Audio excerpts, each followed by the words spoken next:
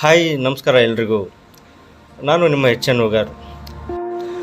ನಮಸ್ಕಾರ ಪ್ರಿಯ ದರ್ಶಕರೇ, ಇದು ನಿಮ್ಮ ಆಕಾಶ್ ಡಿಜಿಟಲ್ಸ್ನ ಯೂಟ್ಯೂಬ್ ಚಾನಲ್ ವತಿಯಿಂದ ಇಂದು ನಾವು ಲಿಂಗಸುಗೂರಿನ ಪಾವನ ಕ್ಷೇತ್ರ ರಾಮತೀರ್ಥದ ಪವಿತ್ರ ಕಥೆ, ಪೌರಾಣಿಕ ಇತಿಹಾಸವನ್ನು ತಿಳಿದುಕೊಳ್ಳೋಣ. ರಾಮತೀರ್ಥದ ಪೌರಾಣಿಕ ಹಿನ್ನೆಲೆ. ರಾಮತೀರ್ಥ ಲಿಂಗಸುಗೂರು ತಾಲೂಕಿನ ಒಂದು ಪವಿತ್ರ ತೀರ್ಥಕ್ಷೇತ್ರವಾಗಿದೆ. ಇದು ರಾಮಾಯಣ ಕಾಲದ ಅತ್ಯಂತ ಪ್ರಸಿದ್ಧ ಸ್ಥಳಗಳಲ್ಲೊಂದು ಎಂದು ನಂಬಲಾಗಿದೆ. ಇಲ್ಲಿ ಶ್ರೀರಾಮಚಂದ್ರ ದೇವರು ಸೀತಾಮಾತೆಯನ್ನು ರಾವಣನಿಂದ ತಪ್ಪಿಸಿಕೊಂಡ ನಂತರ ಹುಡುಕಾಟದ ಸಂದರ್ಭದಲ್ಲಿ ಲಕ್ಷ್ಮಣ ಮತ್ತು ಹನುಮಂತರೊಂದಿಗೆ ವಿಶ್ರಾಂತಿ ಪಡೆದರೆಂದು ಪುರಾಣಗಳಲ್ಲಿ ಉಲ್ಲೇಖವಿದೆ. ರಾಮತೀರ್ಥದ ಶಿಲಾಪಟದ ಮೇಲೆ ಒಂದು ವಿಶಿಷ್ಟವಾದ ಪಾದಚಿಹ್ನೆ ಕಂಡುಬರುತ್ತದೆ. ಅದು ಶ್ರೀರಾಮಚಂದ್ರರ ಪಾದದ ಚಿಹ್ನೆ ಎಂದು ಭಕ್ತರನ್ನು ನಂಬುತ್ತಾರೆ.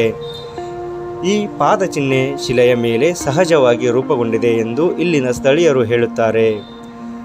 ಕಲ್ಲು ಬಂಡೆ ನೀರು ಹರಿದು ರಾಮನು ಇಲ್ಲಿ ತೀವ್ರ ದಾಹದಿಂದ ನರಳುತ್ತಿದ್ದಾಗ ಶಿಲೆಯ ಮೇಲೆ ತಮ್ಮ ಬಿಲ್ಲು ಬಾಣದಿಂದ ಬಿಸಿಲಿನ ತಾಪಕ್ಕೆ ಬಂಡೆಗೆ ತನ್ನ ಆಯುಧವಾಗಿರ್ತಕ್ಕಂಥ ಬಾಣದಿಂದ ಕಲ್ಲಿಗೆ ಹೊಡೆದಾಗ ಶುದ್ಧ ಜಲಧಾರೆ ಹೊರಬಂದಿತ್ತು. ಅದೇ ಜಲಧಾರೆಯನ್ನು ರಾಮತೀರ್ಥ ಎಂದು ಎಣಿಸಲಾಗಿದೆ. ಇಲ್ಲಿ ನೀರು ಶುದ್ಧ ಪವಿತ್ರವಾಗಿದೆ ಮತ್ತು ಸಾಂಪ್ರದಾಯಿಕವಾಗಿ ಔಷಧಿಯ ಗುಣ ಹೊಂದಿದೆ ಎನ್ನಲಾಗುತ್ತದೆ.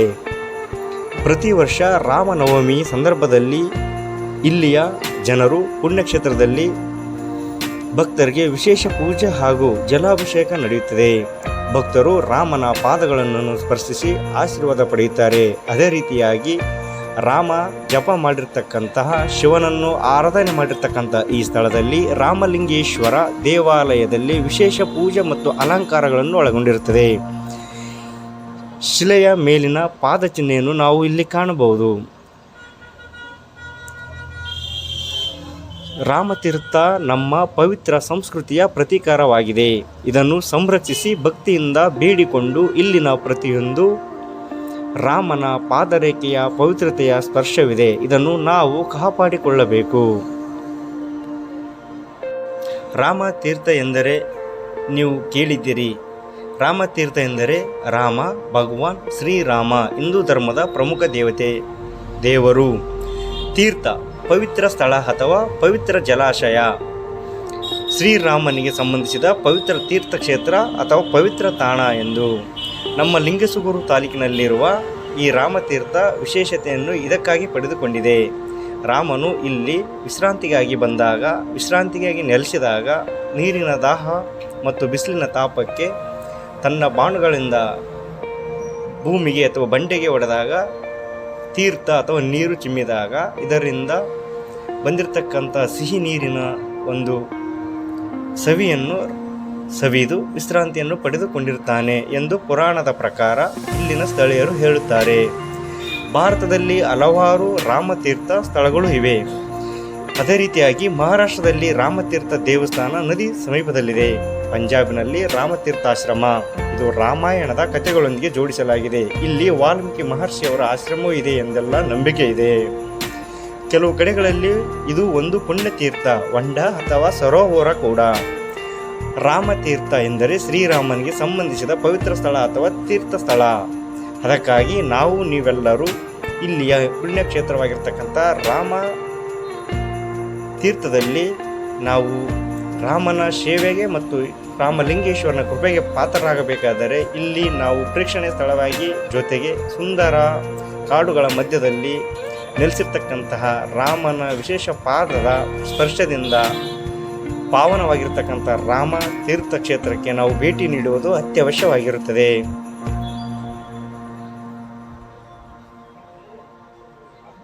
ನೀವು ಲಿಂಗಸುಗೂರು ರಾಮತೀರ್ಥ ಬಗ್ಗೆ ಕೇಳಿದ್ದೀರಿ ಎಂದು ಚೆನ್ನಾಗಿ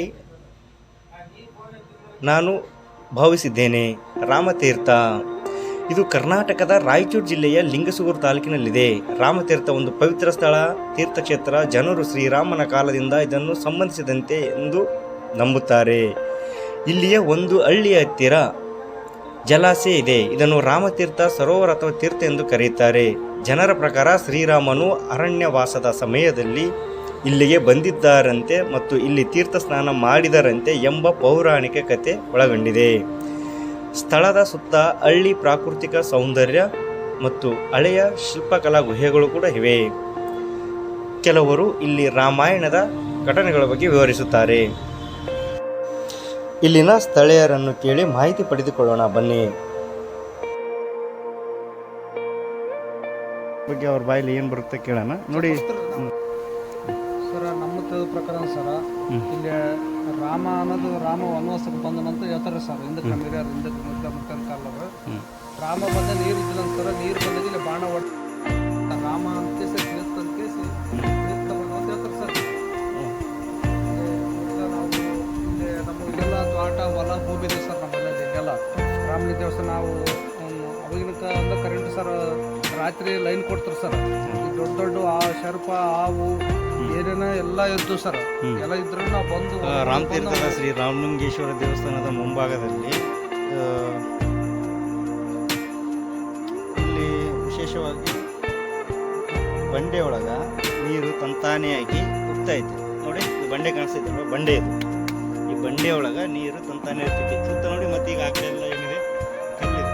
ಬರೀ ಏನು ಕಾಣಿಸ್ತೈತಲ್ಲ, ಎಲ್ಲಿನೂ ನೀರಿಲ್ಲ. ಯಾವುದೇ ಕಲ್ಲು ಕಾಣಿಸ್ತೈತಲ್ಲ, ಯಾವುದೇ ಮೂಲ ಇಲ್ಲ, ನೀರಿನ ಮೂಲ ಇಲ್ಲ. ಅಂದರೆ ಇಲ್ಲಿ ವಿಶೇಷತೆ ಏನಂತಂದರೆ, ಒಂದು ಗಂಗಾಮಾತೆ ತನ್ನ ಸ್ವಇಚ್ಛೆಯಿಂದ ನೆಲೆಸಿ ಈ ಭಾಗದ ಜನರನ್ನು ಉದ್ಧಾರ ಮಾಡಲೆಂದು ಅಥವಾ ಪಾವಿತ್ರ್ಯತೆ ಜೀವನ ಒಂದು ದೇವರು ಏನಂದ್ರೆ ಇಲ್ಲಿ ನಮಗೆ ತೋರಿಸ್ಕೊಟ್ಟಿದ್ದಾಳೆ ಗಂಗಾಮಾತೆ. ನೋಡಿ ಈ ಒಂದು ಬಂಡೆಯಲ್ಲಿ ನೀರು ಈ ಥರ ಹರಿತೈತಲ್ವ, ಇದೇ ರಾಮತೀರ್ಥದ ವಿಶೇಷತೆ. ಇಲ್ಲಿ ಬಂದು ಈ ತೀರ್ಥನ ನಾವು ಸವಿ ಮಾಡಿದ್ದೀವಿ ಅಂದರೆ ನಮ್ಮ ಪಾಪ ಎಲ್ಲ ಪರಿಹಾರ ಆಗುತ್ತೆ.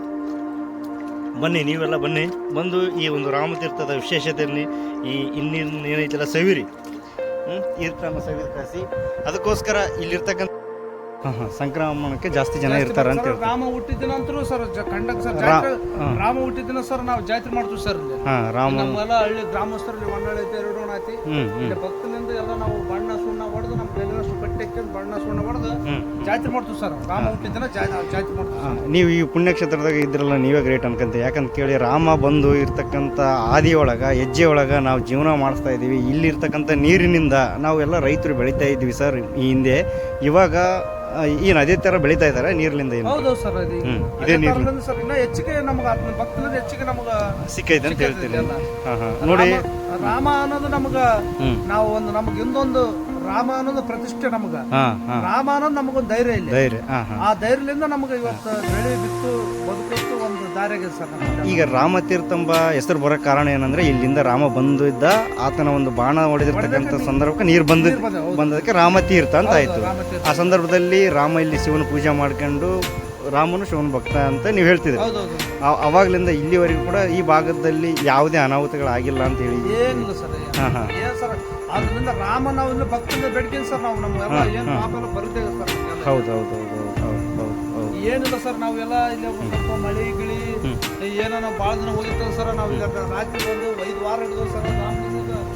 ಒಂದು ಕೊಡ ನೀರು ಹಾಕಿದ್ವಿ ಅಂದ್ರೆ 101 ಕೊಡ ಹಾಕಿ ಲಾಸ್ಟ್ ವಾರದನ ನಮ್ಮ ಪ್ರತಿಷ್ಠೆ ಅಂತ ಇಲ್ಲಂದ್ರೆ ಸರ್ ಮಳೆ ಬಂದೋಗಿ ಸರ್ ನಮ್ಮ ಕಡೆಗೆ. ಇಲ್ಲಿ ನಾವೇನು ಮಳೆ ಬೇಕಪ್ಪ ಅಂತಂದು ಬೇಡಿಕೊಂಡ್ರೆ ಶಿವನಿಗೆ ಏನಾದರೂ ನಾವು ನೀರಿನ ಅಭಿಷೇಕ ಅಥವಾ ರಾಮತೀರ್ಥ ಅಥವಾ ಈ ನೀರಿನಿಂದ ಅಭಿಷೇಕ ಮಾಡಿದ್ವಿ ಅಂತಂದ್ರೆ ಎಷ್ಟು ಕೊಡ ಸರ್? 101 ಕೊಡ. ನಾವು ಏನಾದ್ರೂ ಈ ಶಿವಲಿಂಗಕ್ಕೆ ನಾವು ಸರ್ ಎಷ್ಟು ಊರ್ಲಿಂದ ಭಕ್ತರು ಹೆಜ್ಜೆ ಕಿತ್ಲಾರ್ದಂಗ ಎಲ್ಲಾರು ಪಾಳ್ಯಾಕ ಸರ್ 101 ಕೊಡ ನೀರ್ ಹಾಕ್ತಿವಿ ಸರ್. ಹೆಜ್ಜೆ ಕಿತ್ಲಾರ್ದಂಗೆ 5 ವಾರ ಹಾಕಿದ್ವಿ ಅಂದ್ರೆ 5 ವಾರ ದಾಟದ್ರಾಗ ಮಳೆ ಆಗುತ್ತೆ ಸರ್. ಮಳೆ ಹೌದು. ಈ ಹಿಂದೆ ಕೂಡ ಹೋದ ವರ್ಷನೂ ಮಳೆನೂ ಚೆನ್ನಾಗಿ ಆಗಿತ್ತು. ಈ ವರ್ಷನೂ ಏನು ಅನ್ಕೊಂಡಿದ್ರ ಅಥವಾ ಏನು ಸರ್? ಈ ವರ್ಷ ಚೆನ್ನಾಗಿ ಮಳೆ ಆಗುತ್ತೆ ಅಂದ್ರೆ ಸರ್ ಏನು ಪರವಾಗಿಲ್ಲ ಸರ್. ಒಂದ್ ವೇಳೆ ನಮ್ಮ ಪರಿಸ್ಥಿತಿ ಬೆಳೆ ಏನೋ ಬಡವಕ ಏನೋ ನಂಗೆ ನಮ್ಮ ಇಲ್ಲೆಲ್ಲ ಸುತ್ತಮುತ್ತ ನಮ್ಗೆ ತ್ರಾಸ ಇರ್ತದೆ ಸರ್. ನಾವೊಂದು ಗ್ರಾಮಸ್ಥರು ಒಂದು ವಾರ ಮಾಡಿಕೊಂಡು ಹಿಡ್ಕೊಂಡು 101 ಕೊಡ ನೀರು ಹಾಕ್ತಿವಿ. ರಾಮನ್ ತೀರ್ಥ ಮ್ಯಾಗ ಹಾಕಿದ್ವಿ ಅಂದ್ರೆ ನಮ್ಮ ಮಳೆ ಆಗುತ್ತೆ ನಮ್ಮ ನಂಬಿಕೆ ವಿಶ್ವಾಸ ಐತೆ. ಈಗ ನೀವು ಪ್ರವಾಸೋದ್ಯಮ ಇಲಾಖೆಯಿಂದ ನೀವೇನಾದರೂ ಒಂದು ಪರ್ಮಿಷನ್ ತಗೊಂಡು ಅಥವಾ ಏನಾದರೂ ಡೆವಲಪ್ಮೆಂಟ್ ಯಾಕೆ ಪ್ಲಾನ್ ಮಾಡಲಿಲ್ಲ ನೀವು? ಇದು ಒಂದು ಪುಣ್ಯಕ್ಷೇತ್ರನ ಡೆವಲಪ್ಮೆಂಟ್ ಮಾಡಬೇಕಾಗಿತ್ತಲ್ವಾ?